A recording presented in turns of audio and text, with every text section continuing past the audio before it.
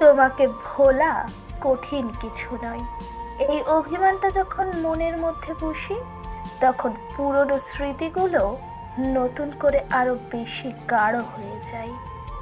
তোমাকে ভুলতে চাইলেই যেন অতীত আরো কঠিন রূপে জাগ্রত হয়ে ওঠে। অন্তঃপর তোমাকে আর ভোলা হয় না। মানুষ নাকি একজনকে হারিয়ে দ্বিতীয় কাউকে নিয়ে হৃদয়ের শূন্যস্থান পূরণ করে, আর আমি তা কল্পনা করলেই যেন মৃত্যু যন্ত্রণা পেতে থাকি।